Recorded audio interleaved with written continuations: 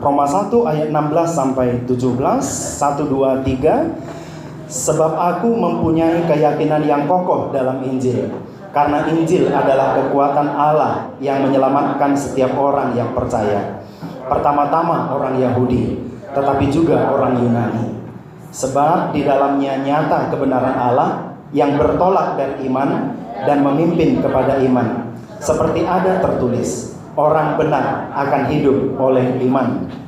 Bapak Ibu Saudara yang dikasihi oleh Tuhan, kalau berbicara 100 cm, kalau berbicara 1 meter, berarti harus benar-benar pas 1 meter. Tidak boleh kurang sedikit pun, tidak boleh lebih sedikit pun.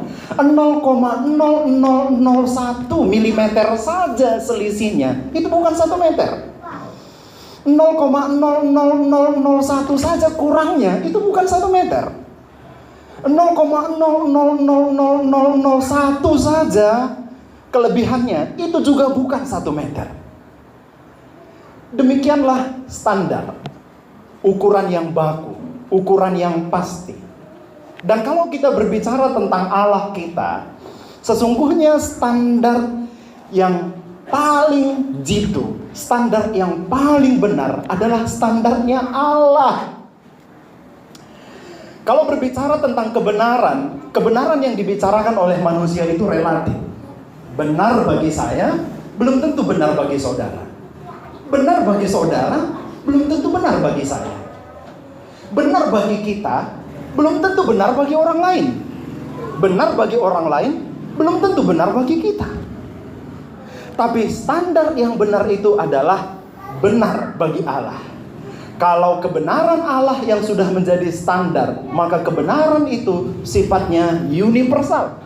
Kalau kebenaran Allah menjadi standar, maka kebenaran itulah yang diikut oleh semua orang tanpa terkecuali. Dan kebenaran Allah itu tidak ada sedikit pun kelirunya. Kebenaran Allah itu tidak ada sedikit pun cacatnya. Itulah kebenaran Allah. Dan kebenaran Allah itulah yang menjadi standar.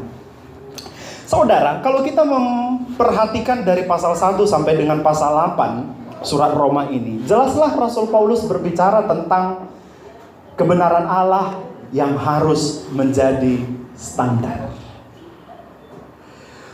Paulus sedang berbicara kepada orang-orang yang ada di Roma, yang sesungguhnya bukan didirikan oleh Rasul Paulus. Dan ketika surat ini ditulis, Paulus belum pernah ke Roma. Tapi Paulus punya mimpi yang sangat besar untuk orang-orang Roma. Paulus punya cita-cita yang begitu jauh untuk orang-orang Roma. Paulus tahu bahwa orang-orang Roma atau jemaat yang ada di Roma itu adalah jemaat yang begitu kuat, jemaat yang begitu besar, jemaat yang berada di jantung kekaisaran dunia pada waktu itu, yaitu Roma. Bagi Paulus, jemaat Roma ini memiliki potensi yang luar biasa. Dan kalau potensi yang luar biasa ini digunakan, maka Paulus bersama-sama dengan kekuatan yang dimiliki oleh orang Roma dapat dipakai, dapat digunakan oleh Allah untuk mengerjakan satu pekerjaan yang besar, di mana rencana Paulus adalah untuk menjangkau Spanyol, untuk menjangkau daerah barat. Nah, bagi Paulus, Bapak Ibu begini, seluruh daerah di Asia kecil pada waktu itu sudah dimenangkan bagi Kristus, setidaknya pada kota-kota yang besar. Tapi ada satu PR kita, ada satu tugas kita yang jauh lebih besar dari itu, yaitu wilayah bagian barat. Mereka memahaminya begitu. Kalau kita memahami Spanyol itu sekarang, kita menyebut itu Eropa. Tapi pada waktu itu mereka memahami bahwa wilayah barat itu belum mendengarkan Injil. Itu tugas siapa? Itu PR siapa? Tidak lain tidak bukan itu adalah PR-nya Paulus, PR-nya rekan-rekan Paulus, dan PR-nya orang-orang Roma yang paling memungkinkan sebagai batu loncatan Rasul Paulus untuk menjangkau wilayah itu. Karena Romalah yang paling dekat dengan wilayah Spanyol. Ini adalah tugas yang sangat besar. Ini adalah PR yang sangat besar bagi kita. Dan Paulus dalam 8 pasal pertama ini menyadarkan orang-orang Roma tentang standar Allah, kebenaran Allah yang menjadi standar semua manusia tanpa terkecuali, baik orang Yahudi maupun orang Yunani. PR kita adalah untuk semua orang. PR kita begitu besar, dan semua orang harus mengenal standar Allah. Semua orang harus mengikuti standarnya Allah. Inilah penekanan Rasul Paulus di dalam 8 pasal pertama. Sehingga kalau kita membaca 8 pasal pertama dari surat Roma ini, muatan-muatan yang bersifat ajaran, muatan-muatan yang bersifat doktrin, itulah yang ditekankan oleh Rasul Paulus. Saudara, kalau kita memperhatikan yang pertama, yaitu dari pasalnya yang pertama, ayat yang pertama, sampai dengan pasalnya 3, ayatnya yang ke-20. Rasul Paulus berbicara tentang dosa. Pertama-tama, Paulus berbicara tentang dosa orang di luar Yahudi. Kita adalah orang bukan Yahudi. Kita adalah orang berdosa. Bagi Paulus, begini. Orang-orang di luar Yahudi, mereka tidak memiliki hukum Taurat seperti orang Yahudi. Kita tidak punya hukum Taurat. Sebelum kita menjadi pengikut Kristus, sebelum kita menjadi seorang Kristen, kita tidak tahu menahu dengan Taurat. Kita tidak tahu apapun tentang hukum Taurat orang Yahudi. Lalu Paulus berkata begini, sekalipun kita tidak memiliki hukum Taurat, sekalipun kita tidak tahu tentang Taurat, tapi kita juga berdosa. Orang bukan Yahudi, yaitu kita berdosa. Mengapa kita berdosa? Memang kepada kita tidak diberikan hukum Taurat, tapi bukankah kepada semua orang dia tahu dari alam semesta ini bahwa Tuhan ada? Sesungguhnya Bapak Ibu, siapapun dia, suku bangsa manapun dia, orang apapun dia di seluruh dunia ini, dia paham bahwa Tuhan ada. Dia paham dari alam semesta ini Tuhan ada. Tidak mungkin alam semesta ini terjadi dengan sendirinya. Pasti ada satu kekuasaan, satu kekuatan yang lebih besar dari diri manusia yang membuat segala sesuatu ini ada. Nah, bagi Paulus begini. Bukankah engkau tahu bahwa Tuhan ada? Sekarang coba periksa dirimu. Lihat dirimu. Ukur dirimu dengan penciptamu. Apakah engkau melakukan kehendak penciptamu? Apakah engkau melakukan kehendak Tuhan, sang penguasa alam semesta? Apakah hidupmu itu sudah sesuai dengan keinginan dari sang penciptamu? Ukur dirimu dengan sang penciptamu. Lalu Paulus menyadarkan kita, menyadarkan orang-orang bukan Yahudi, bahwa sesungguhnya hidupmu itu jauh di bawah standar dari sang pencipta. Kalau demikian, berarti engkau berdosa. Karena engkau tidak melakukan apa yang diinginkan oleh Tuhan sang pencipta. Karena kualitas hidupmu tidak sesuai dengan standar yang ditetapkan oleh Tuhan sang pencipta. Kemudian, engkau punya hati nurani. Kita semua punya hati nurani. Hati nurani kita, bagi Paulus, ini adalah sebuah ukuran untuk menentukan apakah kita mengikuti standar sang pencipta kita. Pada dirimu masing-masing, pada diri saudara masing-masing, Tuhan berikan hati nurani. Benar ya? Engkau punya hati kecil, engkau punya hati nurani. Dan ketika engkau bersalah, ketika engkau melakukan dosa, ketika engkau menyimpang dari firman Tuhan, bukankah hati nuranimu, hati kecilmu mengatakan bahwa aku telah gagal karena apa yang kuperbuat tidak sesuai dengan hati nurani? Bukankah begitu? Bukankah hati nuranimu mendorong engkau untuk melakukan firman Tuhan? Bukankah hati nuranimu mendorong engkau untuk mentaati firman Tuhan? Ya. Hati nuranimu mengatakan, aku mau taat pada firman Tuhan. Tapi pada kenyataannya dalam kehidupan sehari-hari yang engkau lakukan kerap bertentangan dengan hati nuranimu. Kalau demikian, engkau berdosa. Karena standar hati nuranimu sendiri pun mengatakan bahwa engkau bersalah, bahwa engkau gagal, bahwa engkau berdosa. Kalau demikian, sekalipun engkau tidak memiliki hukum Taurat, engkau berdosa. Lalu sekarang Paulus berbicara kepada orang Yahudi. Hai orang Yahudi, engkau menganggap dirimu benar? Tapi coba kita uji, apakah memang engkau benar? Engkau punya hukum Taurat. Bahkan engkau punya tafsiran-tafsiran atas hukum Taurat dalam tradisi nenek moyangmu. Tapi coba nilai dirimu. Coba engkau berkaca kepada hukum Taurat. Jadikan hukum Taurat itu menjadi cermin, menjadi kaca. Dan sekarang berkacalah engkau kepada hukum Taurat. Lihat dirimu. Apakah engkau mentaati hukum Taurat itu secara sempurna? Tidak. Coba periksa dirimu. Sekalipun engkau punya hukum Taurat, sekalipun engkau punya firman Allah, coba cek dirimu. Apakah standar yang ditetapkan firman Allah itu sudah 100% engkau lakukan? Nyatanya tidak.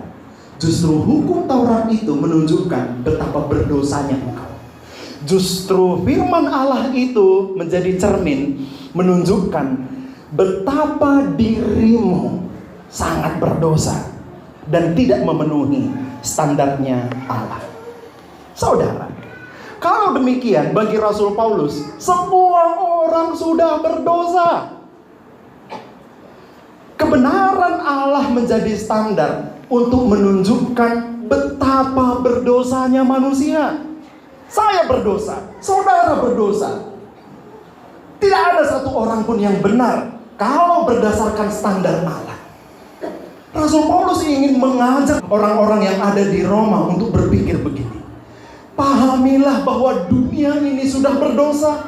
Pahamilah bahwa semua orang berdosa. Pahamilah bahwa dirimu berdosa. Dan engkau membutuhkan Allah. Engkau memerlukan Allah.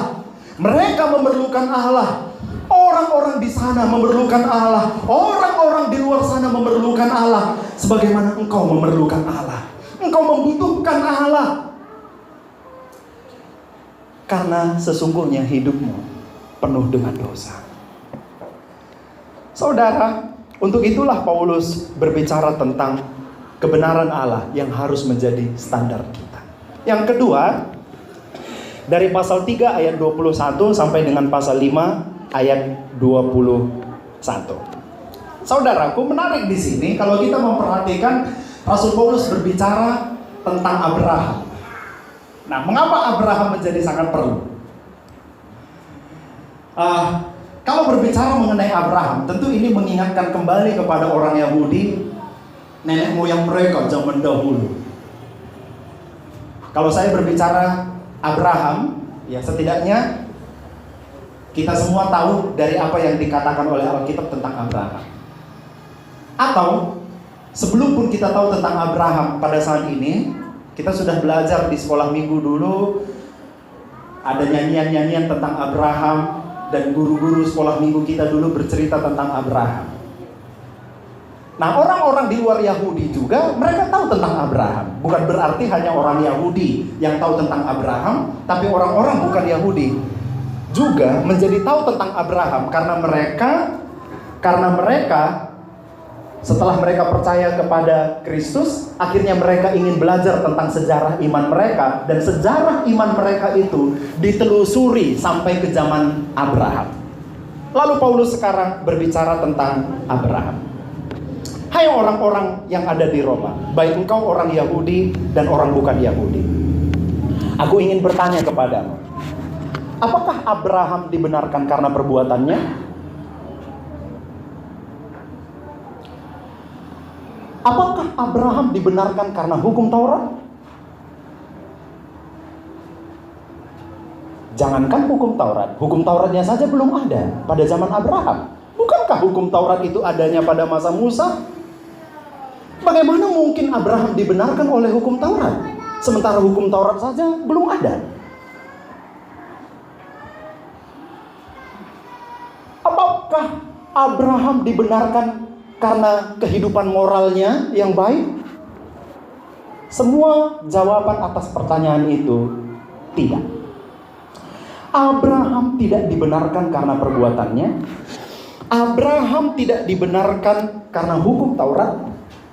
Abraham tidak dibenarkan karena sunnah. Abraham tidak dibenarkan karena kelakuan moralnya. Jadi Abraham dibenarkan karena apa? Tidak lain, tidak bukan. Abraham dibenarkan karena iman. Iman. Imanlah yang membenarkan Abraham. Nah, Bapak Ibu Saudara yang dikasihi oleh Tuhan, adakah di antara kita yang masih berpikir bahwa saudara benar di hadapan Allah oleh karena ketaatan saudara? Adakah di antara saudara yang masih berpikir bahwa saudara benar di hadapan Allah karena saudara rajin beribadah? Apakah saudara di antara saudara masih ada yang berpikir bahwa saudara menjadi benar di hadapan Allah oleh karena saudara memberi untuk pekerjaan Tuhan? Tidak. Bukan karena itu kita dibenarkan.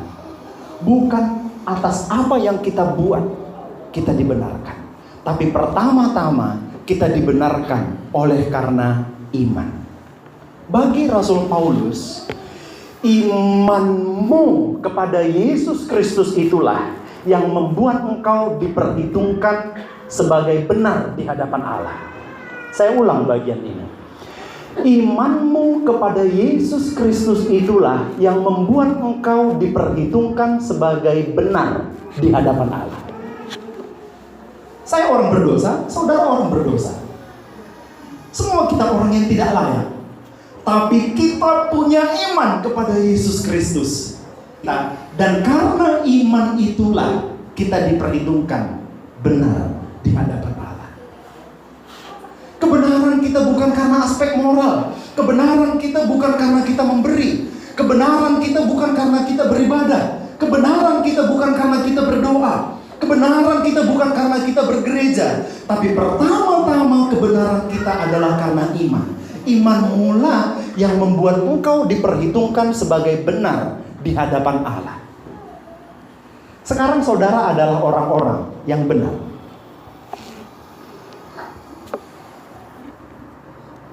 Tapi Pak Pendeta, hidupku kan gak benar-benar aman. Iya, memang gak ada yang benar-benar aman di sini.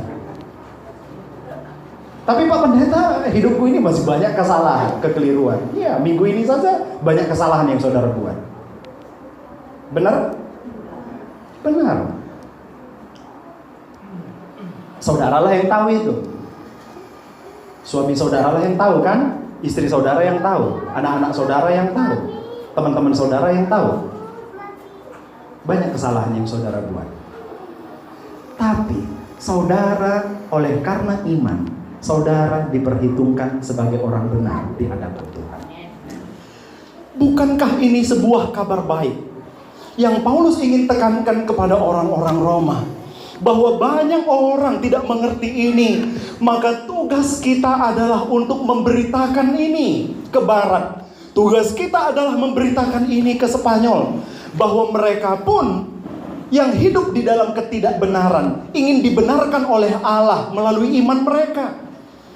Pergi, bawa orang untuk beriman. Jangkau sebanyak mungkin orang untuk mereka beriman. Karena imanlah yang membuat kita diperhitungkan sebagai benar di hadapan Allah. Lalu tidak berhenti di situ. Bukan berarti setelah saudara dibenarkan, saudara hidup suka-suka. Itu salah. Toh aku sudah dibenarkan. Aku dipandang sebagai orang benar di hadapan Tuhan karena imanku. Ya sudah, hidup saja seenak gue. Hidup saja semau gue. Apa yang mau kubuat terserahku sekarang. Bukan. Paulus berbicara begini. Kalau saudara orang yang sudah dibenarkan, betapa hidup saudara harus engkau lakukan sesuai dengan status benar yang sudah diperhitungkan oleh Tuhan. Saya ulang bagian ini.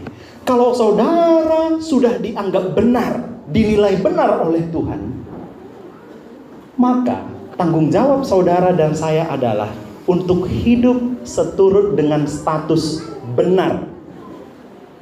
Hiduplah dalam kebenaran, kata Rasul Paulus. Rasul Paulus berbicara tentang damai sejahtera sebagai hasil dari kebenaran Allah. Saudara mendapatkan damai sejahtera. Kalau saudara berdosa, apakah ada damai sejahtera? Coba jujur padaku. Kalau engkau berdosa, adakah damai sejahtera dalam hatimu? Tidak ada. Jujur padaku. Tidak ada damai sejahtera. Maka bagi Paulus, upayakan damai sejahtera. Melalui apa? Melalui hidup dalam kebenaran. Kalau engkau meninggalkan Allah, kalau engkau jauh dari Allah, kalau engkau meninggalkan kehidupan doamu, apakah hidupmu sejahtera dengan Allah? Tidak. Engkau merasa begitu jauh dari Allah. Maka bagi Paulus, jaga hubunganmu, pelihara hubunganmu dengan Allah, pelihara relasimu dengan Allah. Bagi Rasul Paulus, inilah hasil dari pembenaran yang dikerjakan oleh Allah, di mana hubunganmu, relasimu dengan Allah tetap terjaga. Dan kemudian, kalau kamu hidup sesuai dengan statusmu, orang yang sudah dibenarkan oleh Allah, engkau hidup benar. Bagi Paulus begini, sekalipun engkau menderita di dunia ini, sekalipun engkau sengsara di dunia ini, engkau akan mengalami sukacita.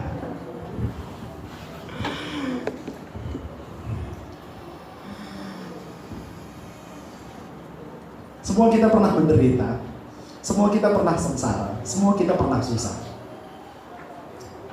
semua kita pernah kekurangan. Bagi Paulus begini, ada kesengsaraan, ada penderitaan, ada kesusahan, ada kekurangan. Tapi kita bisa tetap merasakan sukacita. Karena apa? Karena di tengah-tengah kesengsaraan kita tetap bisa hidup benar. Begini Bapak Ibu, bukankah ketika engkau kesusahan, bukankah ketika engkau sedang menderita, bukankah ketika engkau sedang sakit, bukankah ketika engkau sedang kekurangan, berbagai kesusahan yang terjadi di dunia ini, ada saja upaya saudara untuk mencari solusi yang tidak sesuai dengan firman Tuhan? Ketika engkau tetap jujur, sekalipun engkau kekurangan, ketika engkau tetap mempertahankan integritas, engkau bisa tetap dipercaya, sekalipun engkau mengalami masa-masa yang sangat sulit, disitulah akan timbul, lahir sukacita. Karena toh sukacita itu kan bukan karena uang. Jangan saudara berpikir dengan banyaknya uang orang bersukacita. Tidak. Maka bagi Paulus, sekalipun kita sengsara, sekalipun kita kekurangan, sekalipun kita memiliki kelemahan, tapi ketika kita hidup di dalam kebenaran Allah, disitulah akan lahir sukacita.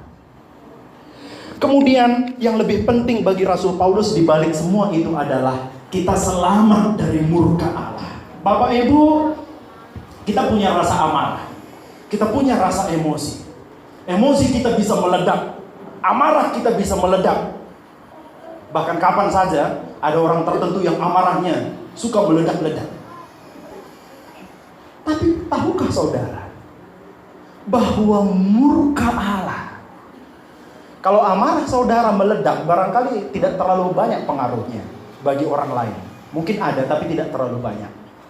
Tapi kalau bicara tentang murka Allah, Tidak ada seorang pun yang bisa bertahan pada hari itu kalau Allah menyatakan murkanya atas dunia. Tidak akan ada seorang pun yang bertahan pada hari itu kalau Allah menyatakan penghukumannya atas dunia. Siapapun tidak akan ada yang bertahan.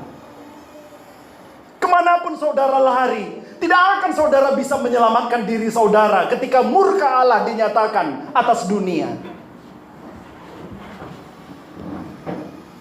Tapi saudara sudah bebas dari murka Allah. Amin. Saudara orang yang sudah dibebaskan dari murka Allah karena iman saudara yang membuat status saudara sekarang dipandang benar oleh Allah. Yang ketiga, yang terakhir dari pasal 6 ayat 1 sampai dengan pasal 8 ayat 39. Saudaraku, di bagian ini Paulus berbicara tentang hidup dan mati. Ini analogi yang dipakai oleh Paulus. Kalau seseorang yang sudah dibenarkan, maka sekarang dia harus mematikan keinginan dosa yang ada pada dirinya. Karena apa? Karena dia sudah memperoleh hidup dari hasil pembenaran yang dilakukan oleh Allah. Ya, saya ulang bagian ini. Paulus berbicara tentang hidup dan mati. Bagi Paulus, pada diri seseorang ada potensi untuk berdosa. Sekalipun kita di dalam ibadah ini, tetap ada potensi untuk berdosa. Maka bagi Paulus, kamu yang sudah dibenarkan, matikan keinginan dosa yang ada pada dirimu. Mengapa? Karena kamu sudah memperoleh hidup. Maka yang harus kamu matikan adalah setiap keinginan dosa yang ada pada dirimu. Bagi Rasul Paulus, begini, mati bagi dosa ini bukan hanya berbicara tentang prinsip bahwa karya pembenaran yang dilakukan oleh Allah sudah membuat dosa yang ada pada diri kita menjadi mati. Bukan. Tetapi mati bagi dosa ini juga berbicara tentang praktek hidup. Bahwa dalam praktek hidup sehari-hari kita harus mematikan setiap keinginan dosa yang ada pada kita. Jangan pelihara keinginan dosa. Jangan beri gizi, jangan beri vitamin untuk keinginan dosa. Makin merajalela dia dan makin hancurlah hidup saudara kalau saudara dikuasai oleh dosa. Bagi Paulus, secara prinsip engkau sudah mati bagi dosa. Tapi secara prinsip saja tidak cukup. Secara praktek, engkau pun harus mematikan dosa tiap-tiap hari di dalam seluruh kehidupanmu. Apakah itu bisa? Bisa. Mengapa? Karena memang secara hakikat engkau sudah mati bagi dosa. Dan engkau sekarang hidup bagi Allah. Engkau sudah mati di dalam kehidupanmu yang lama. Kehidupan lamamu sudah dimatikan. Dan sekarang yang hidup adalah kehidupanmu yang baru di dalam Allah. Maka tidak mustahil engkau bisa mengatakan no terhadap dosa. Tidak terhadap dosa. Katakan tidak terhadap dosa. Itu yang ingin dimaksudkan Paulus. Berarti engkau harus hidup di dalam kekudusan.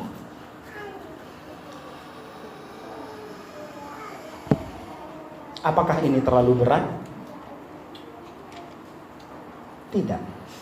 Karena engkau sudah dibenarkan. Itulah yang memampukan engkau untuk hidup di dalam kekudusan. Kemudian Paulus berbicara tentang mati bagi hukum Taurat. Paulus pertama-tama berbicara tentang dirinya yang dahulu hidup dengan mendasarkan Taurat untuk kebenarannya. Tapi Paulus menyadari bahwa Taurat itu tidak membenarkan. Paulus dulu berpikir begini, bahwa aku bisa hidup benar, bahwa aku bisa hidup kudus kudus karena Taurat. Kita akan menjadi orang yang begitu munafik kalau kita melakukan sesuatu karena tuntutan, karena dorongan yang bersifat dari luar diri kita. Nah, disinilah Paulus mengatakan bahwa karya roh itu ada di dalam dirimu, bukan dari faktor eksternal di luar dirimu. Bagi Paulus, hukum Taurat itu adalah sesuatu yang di luar diri. Dan hukum Taurat itulah yang mendorong Paulus untuk hidup benar. Hukum Taurat itulah yang mendorong Paulus untuk hidup dalam kudus.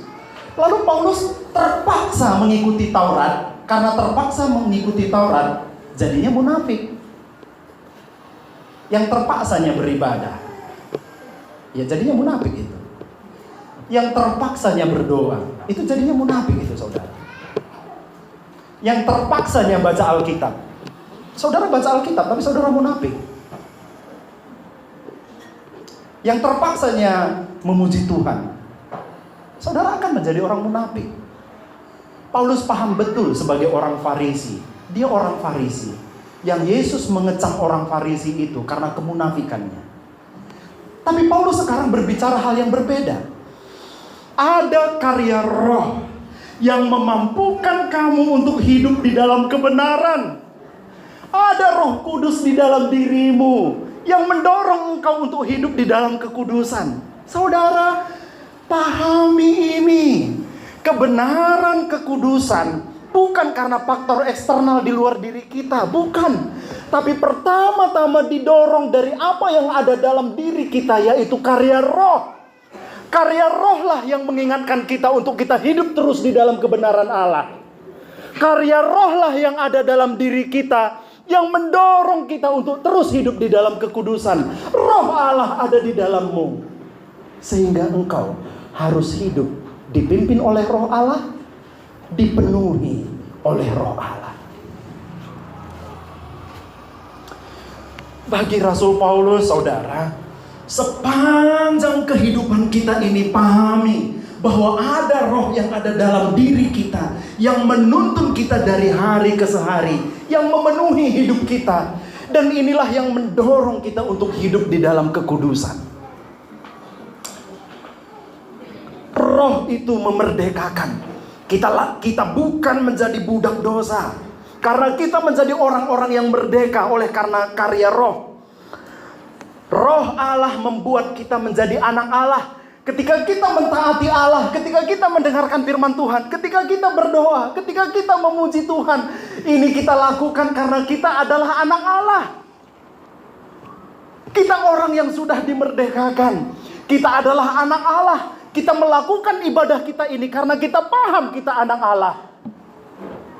Sehingga kita menghampiri Bapa kita. Bukan karena terpaksa. Bukan supaya dilihat orang. Tapi karena kita tahu karya roh itu telah menjadikan kita anak Allah. Dan sebagai anak Allah selalu merindukan Bapanya. Lalu Paulus berbicara tentang kemuliaan yang akan datang. Memang dunia ini masih penuh dengan kesengsaraan, kesusahan. Tapi kepada kita yang telah memiliki roh Allah, kepada kita akan diberikan kemuliaan. Memang kemuliaan itu belum kita lihat secara sempurna sekarang. Tetapi di masa yang akan datang, kemuliaan Allah itu akan dinyatakan kepada kita. Dan yang paling terakhir dari bagian ini, Paulus berbicara tentang kemenangan akhir. Paulus paham betul bahwa kehidupan di dunia ini akan jatuh bangun, jatuh bangun, jatuh bangun. Tetapi engkau harus terus maju. Jangan menyerah, jangan mundur. Engkau pernah gagal, engkau pernah hancur. Tapi bangkit lagi. Jangan mau gagal, jangan mau hancur lagi. Bangun, maju terus bersama dengan kekuatan roh itu. Dan Paulus berbicara di dalam bagian akhir ini, engkau pada akhirnya akan menerima kemenangan akhir oleh karya roh Allah yang ada di dalam dirimu. Mari kita berdoa.